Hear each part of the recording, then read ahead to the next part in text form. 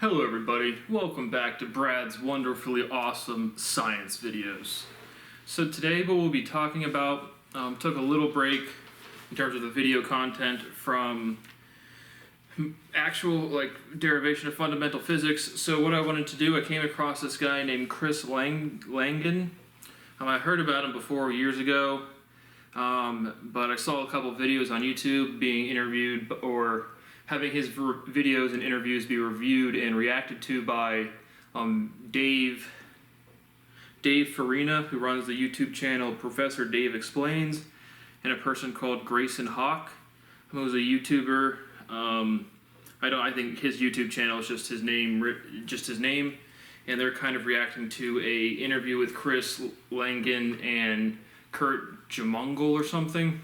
So if you just Google those names, you'll come across the video that I'm reacting to. I don't have time stamps written down, but just some general thoughts about the Dunning-Kruger effect in relation to this guy named Chris Langdon and the general academic community as it is. So I just went through, and I thought it would be a good demonstration of the Dunning-Kruger effect, because we have two kind of dynamics going on here.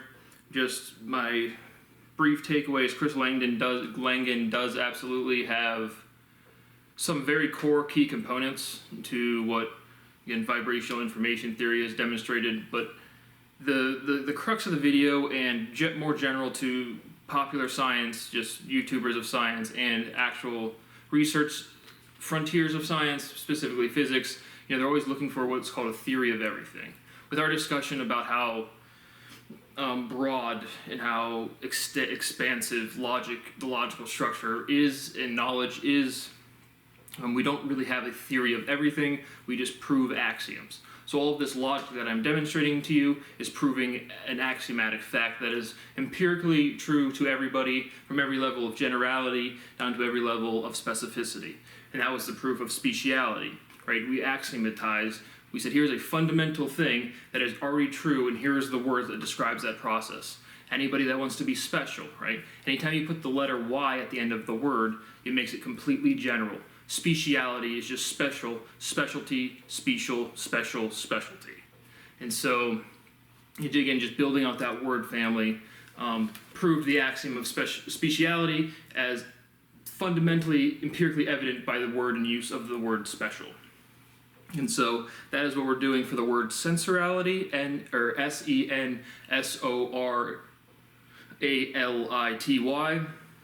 And again, quick proof that the solution does exist, that the definition is not there. We'll go pick up any dictionary in any language and look up the word sensor with an S. It isn't there. Or it is there, but the word sensor with a C isn't there, or I just messed it up backwards. But the word sensor with an S is there in very, very few dictionaries. I did find it in a couple Spanish ones. Again, I only have probably about 8 dictionaries on me at the time, but I'm sure there's the sensorality with an S is in there in some of them, but the vast majority, if not all of them, have the word sensor with a C in there, and the word sensor with an S not in there. And so the proof that the solution of sensorality exists is the word sensor with an S is not well defined, and so what we're doing is defining it. But getting to the Chris Langdon thing and the Dunning-Kruger effect, when you speak at, different levels of specificity and generality, and you interplay between the two, what you're doing is you're saying a broad statement that applies to a bunch of things, and you're showing how poignantly specific that is and why it's true. That's really when you elicit the person who has a less awareness of the world around them.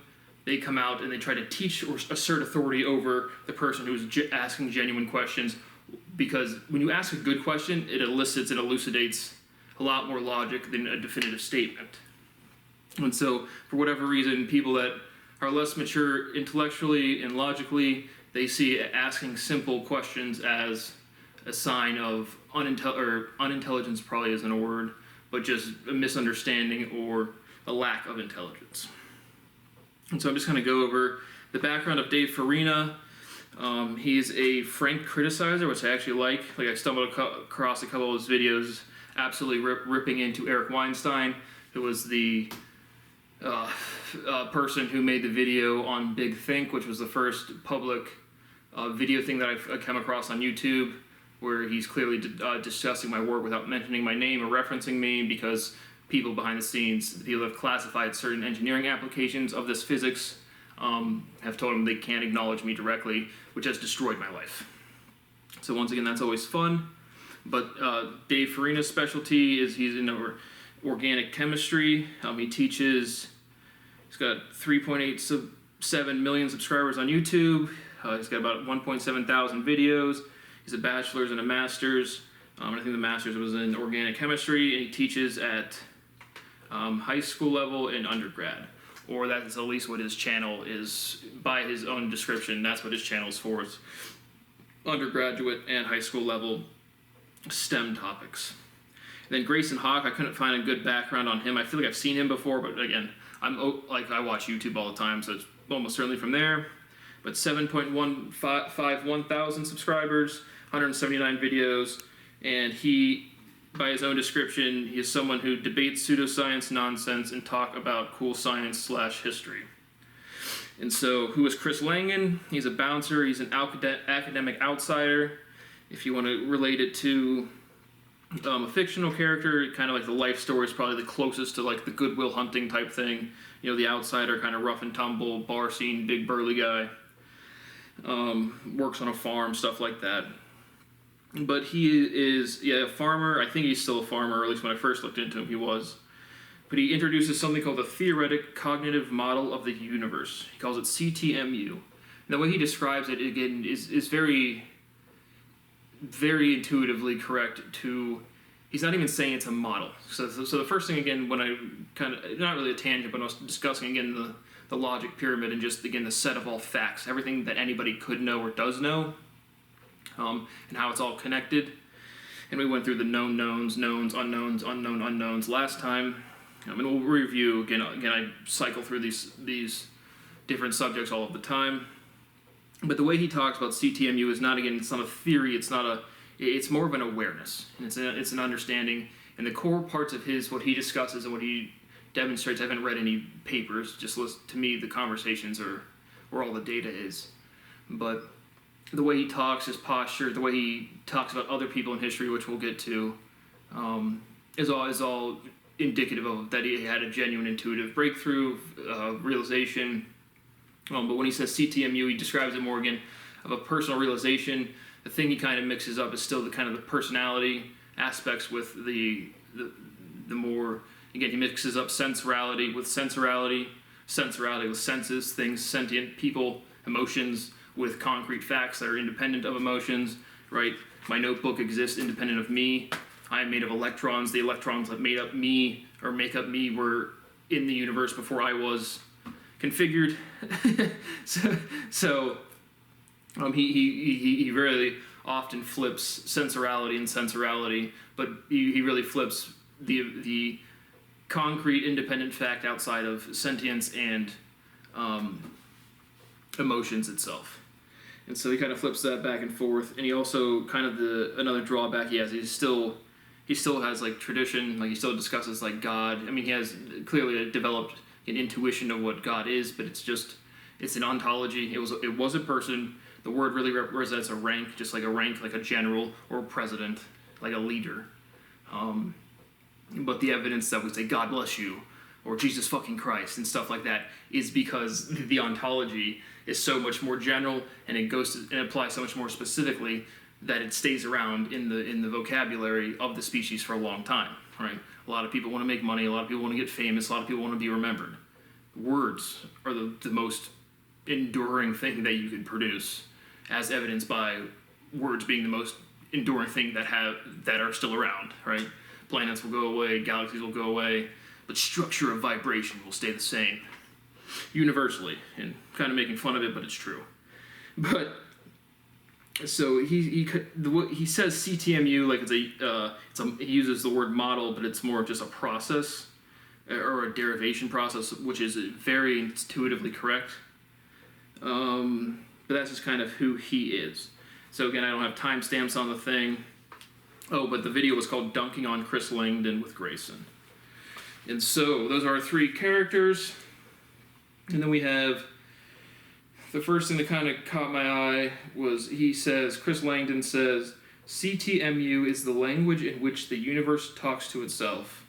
Well, very literally, I am made of universal components, electrons and protons and neutrons and stable configured states, even though neutrons don't exist because they still have charge distribution. But I'm a part of the universe, and I am very literally talking to myself with the intention that someone's going to watch it, but YouTube videos don't get too many views, so not too confident that's going to happen anymore. but that is logically evidently true. I am literally talking to myself. I'm recording it, hoping you watch it, but I am talking to myself about the universe. It is the universe learning about the universe. Completely logically consistent and intuitively insightful. He effectively says it is Einstein crossed with Bertrand Russell. Again, I have no idea who Bertrand Russell is. I'm going to do a little series or just maybe just a single video and just insights into who I think my reactions to insights of philosophers and scientists over time, and who, again, like I said, I think Freud's my favorite, all things considered, but just go into the different characters throughout history and see what I think of their intuition. But Einstein, I mean, obviously we've covered him a lot. I don't know who Bertrand Russell is. I've heard the name for sure, but I'm sure I've heard the work or what principles he's propagated. But he basically says it is a logical model crossed with Einstein. I've absolutely decimated Einstein mathematically and physically, like in research physics. But more or less, I agree with that. Not a super poignant statement, but enough for me to write it down. He says a language is an algebraic structure. No, language is a physical structure represented by letters, which are shapes. So, you have vibration, and then vibration is formalized and or accepted even, right? Before formalizing, let's say, right, because he uses writing it down. That's what I just thought of. But not writing it down, but formalizing meaning or accepting, means yes and means no. We just accepted that those vibrational patterns we associate them to these meanings, and there is a physical efficiency reason for it behind it. But it is not an algebraic structure. Again, that's backwards. Against mixing up sensorality with an S with sensorality with a C. But he starts with an identity discussion. Like the first thing he talks about the CTMU is identity, which is so empirically true, right? You started forming identity of who you are. Again, we have our physical body. That's the first thing you do is you're a little baby. You're wiggling, screeching, stretching around, wiggling, pooping yourself. Like, oh, look at me. I'm a bubble of goo trying to live. But you're figuring out your dexterity of your body. And again, nobody had past lives. Nobody's going to live again. All of the normal things that you think are normal and true are normal and true. This isn't some super philosophical thing. But what were we saying? Oh, the identity discussion. Like, everyone's forming their identity, right? The electron came before the scientist, but the scientist was born as a scientist, not as an electron. So the person's learning about themselves as a human being at the human level way before they're trying to figure out the specificities of theoretical physics. And so he kind of, again, for the most part, the identity in terms of rigorous mathematics and physics, irrespective of human sentience, isn't well articulated there whatsoever, but he even says it's a meta theory. I'm getting some other spam phone call that can wait. But so he's thinking like that, just the way he just mixes it up, but you're a person, so you're figuring out yourself before you're figuring out the ontology of fundamental physics, and you project, you map, you take one set of experiences, you transfer the skills of being able to jump real high. Let's say you go to the gym and you just practice your jumping. That's a skill that's going to translate into jumping at basketball or at volleyball or at whatever sport you're playing. And so he's taking one set of experiences and mapping it onto another incorrectly. But I heavily get where he's coming from, and starting with an identity discussion and an identity matrix is the correct thing to do. He compares ontology versus epistemology. I didn't know what epistemology was. It's just a branch of philosophy, and it's the limits of knowledge. In the previous physics videos, we've demonstrated, again, laid the logical framework for having complete physical boundaries, and so knowledge is the byproduct of vibration, which is a physical phenomenon, which is the fundamental physical phenomenon. So we can have physical limits, and we can also have limits of knowledge and prove that to some level. But he uses the words empiricism, experience, reason, and rationalism all correctly, which is pretty unique because they all kind of mean the same thing, but they're slightly different in the historical evolution, but he gets those correct. And then throughout the time, again, Dave Farina and Grayson are just kind of like slamming on the guy. And again, like I said, I like the aggressive. I'm the type of scientist that would literally put my life on the line for the things that I'm saying are true because they're proven. And you guys have never had an experiential proof manifest itself through you. It is the most empirically visceral experience you could ever have. And so, but I like the directness. I don't like bullshit. I don't like small talk. I don't like beat around the bush. If you think this is a pile of fucking shit, say it. So I genuinely respect that. But this is the Dunning-Kruger effect. Langan is scaling generality and specificity to different levels to connect with an audience. Remember, you have to keep this in context. There's two people reacting to a person getting interviewed by another person, who self-admittedly, Kurt Jamongo doesn't know Chris's insights or intimate knowledge of his own discoveries. And so it's all different levels of, again, starting with different facts, different experiential truths, and different people talking about what they know to be true. But again, psychology and philosophy are self-evident as research subjects. Again, you don't need to read a book about being a person to learn how to be a person. You just have to put yourself out into the world. Go experience things. If you want to learn a new language, don't be afraid to bumble and stumble on day one in front of natives. Just go try stuff. And so, but psychology, studying human behavior, we study human behavior instinctually and intuitively every single day, and every single person's capable of understanding it if you just ask the questions and answer them honestly and behave accordingly. But it's just like, good God, telling people to stop shitting in their hands, wiping it all over their face, and then asking why it smells. And philosophy is just, right? Philosophy are statements that, again, picture our logical pyramid down at the specificity level, right? We have down at the known knowns, then we go to known unknowns, and then after known unknowns, you kind of have philosophy, where you kind of have conjecture, like mathematical conjectures and just logical conjectures in general, and then you kind of have philosophy, more of just like diluting potential conjectures even more so, but still writing them down with sentences and verbiage. And so philosophy, again, at a deeper level of specificity, it just becomes mathematical proof. It becomes a known. And so that's where I'm operating. So philosophy never meant anything to me. Psychology never meant anything to me. I mean, anything in philosophy, if you take the biggest philosophers, they're all trying to create these really powerful statements in these simple quotes. It's literally all of them, they're trying to ascend to the logical statement, it is what it is. That's why I think, therefore I am. No, you are, so you can think. You have to be alive to be able to think stuff. And right, to be or not to be, it is what it is. And so they just never reach that level of generality, but they're trying to pack all of that specificity at the bottom of our pyramid all into one single statement that applies to all of these different domains and all of these different differentiations of logic.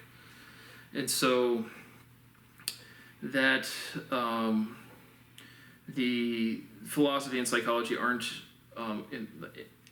physically empirical, or they're just, again, as research subjects, you don't need to go to school to study any of those things. But again, the more general, the more applicable, but you have to understand the specificity. The specific is more niche. But I have creating a theory of everything isn't about science. I think this is a quote by Chris. Creating, quote, a theory of everything, end quote, isn't about science, it's about being, quote, the lone genius, quote. Okay, so that's not a quote from Chris, that's my own quotation. But what I am saying here is, again, we're all human beings embedded in social structure that influence our decisions and behaviors profoundly more than what is honest truth or the objective truth or right or reason or blah, blah, blah. We're social animals. But the reason you can't have, like, the reason you can't have, quote, objectively you can't have a theory of everything based on what that means. But then on top of that, the historical implications of what that would do to the individual, right? They'd be like, oh, you solved physics, or you solved this or that, but it's like, you have the most pathetic, dorky people from high school now have jobs and control and authority and, most importantly, identity. They're so intimately tied into being a physicist or mathematician or whatever. If you kind of solve it all, the game is over. And there's, you can still you're not going to do a proof at the empirical level like this. Nobody else can. But it's like the game's like, you can have a basketball tournament where you can win one time, and another team can win another time, and a third team can win the third time. But if somebody comes in and just wins all the tournaments every time, all of those other 3 teams that could have won one, they kind of gang up on the person that wins all of them. And it's purely sociology. It's purely primitive behavior. It's purely animalistic behavior. It has nothing to do with caring about the progress of science, or moving our society forward, or doing what is right, or education, or anything like that. It is pure primitive behavior. And so the motivation for a theory of everything is more to be the rock star of the science world, or really the world, because it would have to incorporate everything. And then, the tripe of the lone genius. People jerk off to the concept of Goodwill Hunting.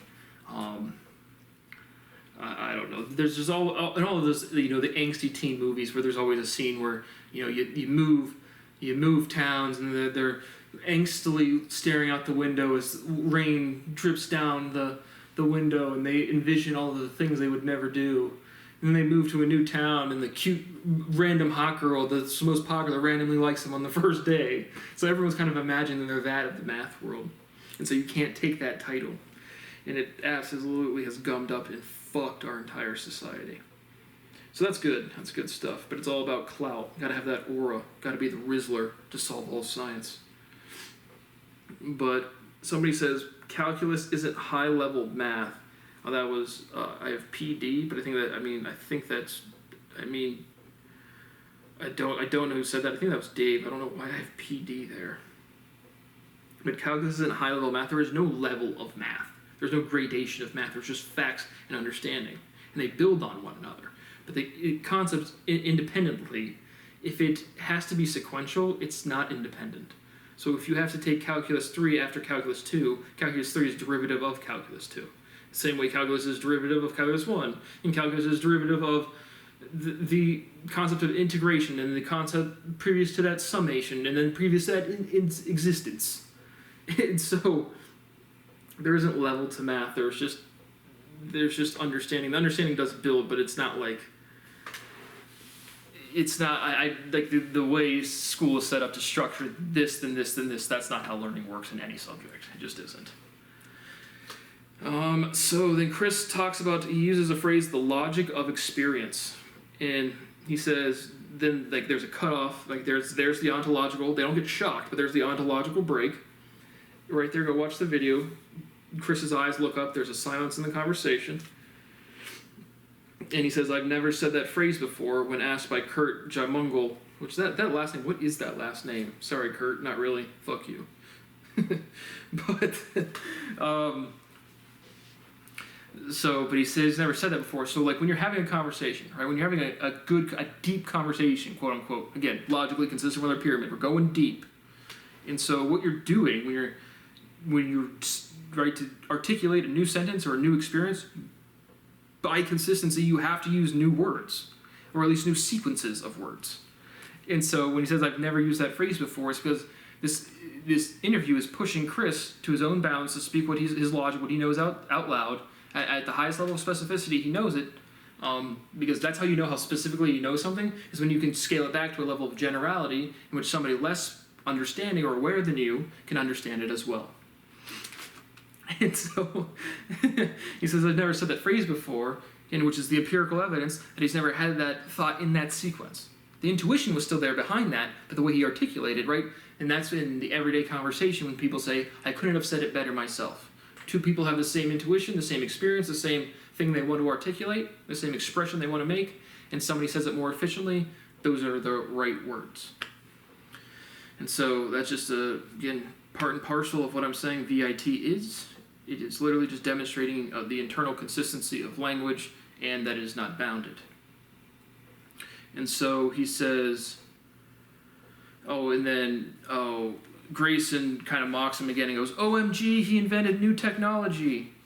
And I just said, have you seen current physics? And I'm going to put up a picture if I remember to here. Go look up the terms of particle physics. Selectron, gluon, gravitron, quark, gluon, charm, matrix. I mean, it's demonstrable word salad. Just go look at it. The superposition quantum entanglement. It's like, no. Jesus, I got AIDS trying to go to school because you guys are fucking retards. In my most professional and respectful opinion. But inventing new terminology, that's how words kind of start. But again, remember, sensorality with an S, that's the most general it can be. And now what I'm doing on our big logical pyramid, with all of these different, here's a node, and it goes here, here, here, here, here, here, and all of those nodes go here, here, here, here, here. I have speciality, or sensorality with an S. I'm showing enough logical connections. My derivations, when I'm all of the groundwork, the grunt work, all of the theorems and stuff I show you, those build out my little pyramid or my connections I make, and then I make connections on the connections I've already made. And that's when you're able to, again, personally understand the logic and then expand that generality by showing something specific. And so what I'm showing is sensorality with an S, meaning any sentient being, any person, or any organism is the correct word at this point, any organism that senses something, that has senses with an S. And so I'm showing the logical connection between sensorality with an S down to senses. And so I just have to get through all of that logic and connect all of those different logical points using all of those different logical words. And then what you do is once you get to a certain level of specificity, again, you can scale that back up to a certain level of generality, which is still past somebody else's level of specificity, and they learn something new. And so once you do that, and that's when you have a proof. You've expanded the set of known knowns. And so, but my point is creating new terminology is literally how that is. I mean, they're projecting at face value 100% incorrectly. Like inventing new terminology is required, but it has to be organic. And so, like, right, senses with the word senses. We've been saying that for I don't know how long, but it's a natural word, as opposed to a selectron or the cognitive theoretical model of the universe or quantum or again, just words that don't have any place in fundamental ontology. But he says God is the identity operator, referring to Chris Langan. But again, his concept of God is more of just, again, he's above, profoundly above, truly above what I've seen of other research scientists and people, names you would know and people we've ripped on here time and time again. But his level of generality is more, his level of specificity is more than a lot of them, but it is not as high as whoever this character God was. Again, I'm very certain she was female. And then again, the Son of God was just terminology, and then hence Jesus, and then the prophet, which was after Jesus, are the three big ones for me in terms of who really evidently impacted ontology the most. But the way Chris talks about God, it's not like God is in religion. He does seem to have some draw to religious tradition and just like practice, but the way he talks about God is not in any terms of like a unitary person or a thing. It's just more, again, he just doesn't have enough specificity in generality on what occurred historically there to comment and talk about it exactly, but he's kind of right there. Because God is the identity operator, meaning this single individual articulated life experience logically in a way that developed words and logical structure that other people pick up on and they use, and so that's how they form their identity. Right? They're having a conversation with God. No, they're understanding the logic that somebody else has presented before them that was called God and respected in history, as they should be. But again, not religious. Religion is such an old ontology for me, and there's so much historical tradition and cultural events around it. I just don't care. Not because I'm afraid of it. It's just a waste of my time. The most specific and correct words will persist in the same way, whether it's on an individual conversation level or it's the development of which words we use at the species level or at the interspecies level. It really doesn't matter. The sequences of vibration that best articulate the experience in reality around us will be picked on and instinctually saved, meaning used again, like you would save a file on a computer, saved in our brains to articulate more. And so that's why, again, people said, couldn't have said it better myself. They have the same logic with more concise wording, and the most correct words will persist because it is efficient to describe systems the way they are. Make sure I'm still running. And then Kurt asks Chris, does a theory of everything include the mind? And then, well, obviously it has to include the theory of everything, but beat you to it, it's a vibration, right? Everything. So, I already won that. Winner, give me a gold star. But even Chris introduces his theory, again, as a meta-theory or metaphysical theory, which I would just use the word logical in the way he articulates it there. But it is, because, again, there's no models, there's just proofs. It's so, when you demonstrate something that's true, you do, so the one thing, I don't know if I think I get to it, but I hate the motivation for a theory of everything makes no sense. Again, we went over that in the physics video about the actual physics of it, with what's laid out currently. But Kurt's question, again, just demonstrates how, does a theory of everything include the mind? Well, everything includes the mind, so yes, it would have to. So it just doesn't, they're not good questions. And then the Grayson makes fun of Chris again. I'm not sure why. I don't pick up on what he's saying. But I just have multi-dimension / multiverse / metaverse are not words. They're just bad definitions. We've gotten to the crux of dimension. We'll work on that more. Multiverse, again, is just total word salad. Nothing to say about that. And metaverse is Mark Zuckerberg. But he gets to a point. So I'm watching I switch over from watching Grayson and Dave's reaction to the actual interview with Kurt, and Kurt says, or Chris Langdon gets to the first big word salad, and during this whole thing, he does have a huge amount of word salad. Again, his level of specificity gets into the word salad. Again, if my level of specificity is here, meaning in more knowledge is down, and his level is here, my generality, if I'm here and he's here, my generality or my specificity is like here, like way, way down here in terms of the things I can prove. His is like up here, so it's still just like when his specificity is so much less than my generality that it's like it just becomes just word salad. And so he says tertiary syntactics, which that is holy brain melt, but the intuition behind it there is genuine. And so that's just an iteration of three iterations or three dimensions. We'll get to that more on the fundamental physics side. But again, see how I don't really invent new terminology. I'm just showing you how the different words relate to each other with the words that we all accept. That's why I speak at a level of generality that everybody can understand. But bosons, again, we talked about bosons and fermions, again, being particles, but that just being a bad definition. And then the mathematics spin a half versus spin whole doesn't mean anything, because they are spinning electrons that do spin in the exact sense you mean the word.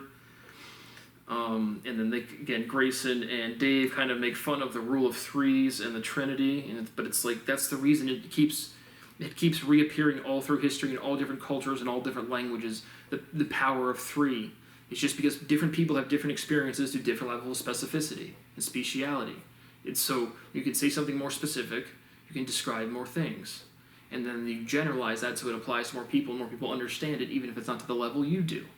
Hence, teaching. But the reason it appears in history is because it's true. It's true.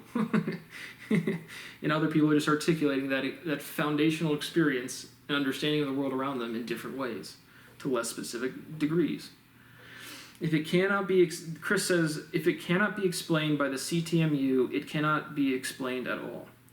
Which I get what he's saying logically there and intuitively there. Again, here he says the CTMU like it's an actual model, but when he initially talks about it, again, because I've had this problem where like you have to put a label on things to make people get that it's something, and then to you, your specificity is so much past theirs that it's just they call it a flow state. They're like, he's in a flow state. It's like, no, I'm trying to explain something to you, but you don't respect my credentials, and they say prove it, and then you prove it, and they're like, wait, so what happened? Which Kardashian has a kid today? It's just like, God, fuck. No offense to the Kardashians, I don't know them, I have nothing against them, but just meaning people don't engage in scientific research. It's not the big go-to thing. Which is kind of a problem when you're surrounded by a bunch of people who the biggest thing they hate is feeling stupid, and yet nobody puts in any work to actually understand any of this shit. So you put in the work, you can understand it. You might not do super science empirical proofs, but you can. Anybody has the ability to reach enlightenment or just truly understand the world around them. But if it cannot be explained by logical proving, it cannot be explained at all. Again, I get what he's saying, but just kind of worded it funny. But he's kind of getting at unknown unknowns, meaning that these things are bounded. But again, that's where I've presented in my previous videos the logical groundwork for bounding all physical systems at any scale because of fractality. Every physical structure, every form is fractal. And so, like, again, I try to get at the unknown unknowns are just, it's inarticulable. Like, you can't say anything about it. Right, the simplest one is to say, what happens after death. Right, you can try to begin, because I guess that's one where everyone can kind of, you can try to, try to think about it, and then you just can't. So that's an unknown unknown. It's like you can't, that's not a well-defined question, and you have some intuition to enough to be like, I don't even know what that means. So that would be kind of an unknown unknown. But he says, Chris says mid-level academics are insufferable, which is a profound understatement. They're institutionalized in a system of fraud, which they don't even know they're participating and contributing to, because they're fucking pussies. Which that's another thing. He talks about how these people are, who really have extreme power and influence, have never had to live a real life. Absolute fucking facts. And that all of academics are pretty much prissy little knockoffs. Absolute fucking facts. And so he says they're insufferable, which is absolutely true. And again, I say that as I was a paying student. They wouldn't let me do research. I went into office hours, asked them questions, and then they wouldn't teach me the answers to them. And they wouldn't help me with the process. And it's just like I've seen, the academic structure worldwide is the largest scale fraud that has ever occurred in the human species. Period. Facts. End of fucking story. Will not be debated in history. Set in stone. But he says they are insufferable and discusses communication gaps with IQ between 130 and 150, between 190 and 120. Again, that's what I was talking about between me and him is an intelligence gap. But it's not. I don't like the word intelligence. I don't like the word intellectual. It's just things and because I'm a savant with synesthesia that manifests through language. It's like I don't like when Magnus Carlsen can play 10 chessboards blindfolded and not looking at any of them. When it comes to language and logic and sounds, which is basically everything and all of the time, it's just like. It's just there's so much information inflow and outflow that it's at will for me all of the time.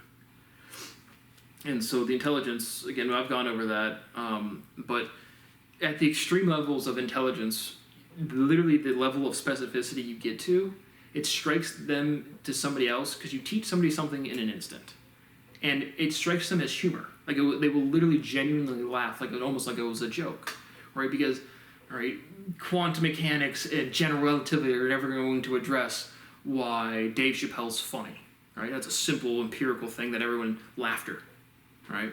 And so this explains laughter, like why, like what you take, your logic pyramid, now make that an emotional pyramid of logic, and you take, make some cutting edge statement, logical statement on, the state of Israel and Palestine, or Ukraine and Russia, or Donald Trump and whatever, and it cuts to things that people know are true. And so then you can start modeling and talking about comedy in a logical, rigorous sense. And so it's like, and all of this stuff, again, I've done this almost 10 years ago at this point. But the intelligence gaps at a certain differentiation, it strikes people as, again, they either think you're in a flow state and you don't know what you're talking about, which is the Dunning-Kruger effect, or two, it strikes them as laughter, as funny. And so, because again, if Chris says this is at 210, which I mean, by his behavior, by what he's articulated, and by what he talks about other people, I absolutely think that's accurate again. But the test, again, for me specifically, makes no sense because somebody wrote that test. A group of people came together and wrote that test. It's not an accurate representation of what I can do. But it says there are no good philosophers today. Again, like I said, I just discussed what philosophy really is, and it's true. People, again, trying to articulate things, but it's just at the pushing the specificity of conjecture a little further. It still makes you think of something, but it doesn't really give you direction or doesn't tell you what things are. And so, at the end of the conversation, Dave and Grayson conclude Chris Langdon is just farming for attention, or attention, excuse me. But like that's a bad thing. We're not, like, I don't like the word farming, but like, aren't you guys Kurt or Grayson and Dave? Aren't you guys making videos for attention? I'm not saying it's a bad thing, but isn't that what you're doing? And so the Dunning-Kruger effect manifests by direct projection. They say, "Ha, you're doing that," and that's exactly what they're doing, and you may or may not be doing it. It's just like they're manifesting their identity matrix. They're saying what they think of themselves and what they're doing, and their behavior demonstrates it. But they're just with their little clique, and they just echo chambers, double think, word salad, circle jerking. But again, wanting attention's not bad, but it's just the irony, like not seeing the hypocrisy in their behavior when they're criticizing somebody else. And again, I'm not defending Chris. I don't know the guy. I don't know anything about him, but the elements of what he's presented absolutely has. I can tell without a doubt that there's genuine intuition that's past other people for sure. But he says, Chris Langdon says he doesn't write CTMU down, and again, which I would agree. I mean, at even like a low level, like when he says 130 to 150 is, the toilet. I mean, anything below like 500 to me would be the toilet, because again, based off empirical historical evidence, why they remember their names, Jesus, the prophet, and God, are because of the influence they've had ontologically. And so, I would estimate, God right around, I would say 800. Again, when I say 800 IQ points, it's not like he sat down and took an IQ test, but just, again, perspective of influence based on ontological production, and I can definitely see from a further level of specificity. Probably about what would be equate to, again, I'm giving it about 600 to 800 IQ points. Jesus slightly more developed than the prophet, again, as respected by the prophet in his own life and teachings. I would say Jesus probably about 500, the prophet about 400 to 500. Those are the three big, historically, as evidenced by our entire society. But then God, again, like I said, God right around 800. So the three big ones ranging 400 to 800. Again, based on the impact on society they've had. But you don't write down, like even at my point for like at Chris's level, you don't, once you intuitively understand this, it's like always, you can't, it's like what do you write down? Like it just is. It is what it is. Existence is. And then you have to explain it to people, and then you do explain it to people properly, and then the way I always used to say is I can explain anybody to anything as long as they will listen. But if they shut down, and that gets to what Chris, when he says if CTMU can't model it, it can't be modeled. If it can be proven, I can prove it. And not because I know everything, but I can just show you logic between the words. Because again, that's the savant syndrome. That's the synesthesia part. It's just there. It's just right fucking there, all of the time, every time, and it's so rapid that it's like trying to drink water from a water hose. But that analogy typically means like you can't keep up. It's like I can't keep up with the inflow, but a lot of it's like trivial data, like metadata for computer files. If I'm making a YouTube video, I'll have a bunch of cuts, edits. Well, I don't edit much, but meaning there'll be data on the computer for temporary files that you'll never see, I will never see, and there's a bunch of little numbers in the background. That's kind of what the logic inflow is for me. But then there's like, I don't know, it's equated to fishing, because like Jesus did. Again, I'm not Christian, but like teach a man to fish, or give a man a fish, or throw the net on this side or that side. Those are stories, they're analogies. That's why the stories persisted. So you package logic into storytelling, and it persists a lot longer. But there's a bunch of minnows swimming around in logic. A bunch of minnows they can go. But then you get great white sharks, blue whales, tiger sharks, mahi-mahi dolphins, puffer fish. I mean, you get all of this variety of logic, and all of its different poignancy to different subjects, to different, the logical input, all of my creative output is byproduct of my logical derivation. My YouTube videos, my music, economics, all of it. And it's just from thinking. And so, yeah, all of the things I write down are literally with a direct thought to make money, to start a career. I don't need any of these things. I know these things. But I can derive logic this rate, and it has this impact, and even if things that haven't changed yet or people haven't seen it. What is the most valuable use of my time? I want to raise a family, but I don't have the privilege of having a spouse, a wife. I wanted a wife. So I just do this all day. And so the amount of specificity, and I've been doing this since I've been forming thoughts when I was 6. So the amount of data I bring to the table is just humongous. And then the capacity to break, chop down the logic of anything else just based instinctually off its inconsistency. I was just born that way. I don't know. It just happens. But writing things down is, again, for me personally, is the direct thought to make money. But closing thoughts, there was one other thing that he said very, very well, or that I really liked at the end of the Kurt. They weren't even on. Again, this is just on the actual interview with Kurt, and not the reaction video from Dave and Grayson. But Chris says you can have new axioms. And that statement is extremely, extremely important, and because physics isn't. Before I axiomatized physics, it wasn't even. There wasn't even a set of axioms for any sort of use. To say you detect a graviton, okay? Again, how do you rigorously, logically discuss Dave Chappelle's humor once you detect the graviton?